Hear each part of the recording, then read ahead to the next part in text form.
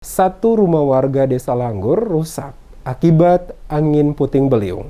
Kondisi cuaca yang buruk disertai hujan mengakibatkan terjadinya angin puting beliung menyebabkan satu rumah warga mengalami rusak parah di Desa Langgur, wilayah Ohoibun Timur, Kecamatan Kei Kecil, Maluku Tenggara. Kepada reporter DMS Media Group Ocele Subun, sesuai penuturan Windy Rumalatu Ulahayanan, saat kejadian dirinya bersama dengan beberapa anak-anak sementara berada di dalam rumah, di mana hujan deras disertai angin yang kencang. Seketika sebagian besar atap seng rumah terlepas tersapu angin. Atas kejadian tersebut tidak ada korban jiwa, namun rumah yang mereka tempati saat ini mengalami rusak berat dan untuk sementara mereka harus mengungsi ke rumah tetangga terdekat sambil menunggu dilakukan perbaikan pada bagian atap seng. Saat ini kondisi kembali normal, namun kata Windy, anak-anak mereka masih merasa ketakutan karena kejadian ini adalah yang pertama kali mereka alami. Disinggung soal bantuan dari pemerintah kota setempat, kata Windy, bantuan telah mereka terima dari Dinas Sosial berupa beras 25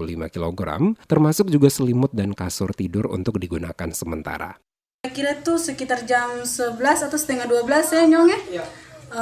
Itu ketemu, iya baru sampai kebetulan dari belakang sana sampai di sini, terus main-main, kaget-kaget langsung atapnya langsung tak angka, angin kuat ya? Iya, angin paling kuat. Baru satu kali hujan besar itu langsung atapnya keluar, atap sengnya keluar. Ya. Langsung tak keluar terus.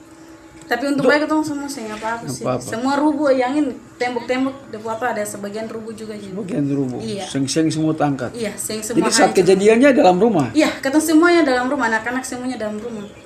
Kejadian angin puting beliung di Desa Langgur, wilayah Ohoibun Timur, Kecamatan Kei Kecil, Maluku Tenggara pada Sabtu 18 Juni 2022, sekitar pukul 11:30 waktu Indonesia Timur.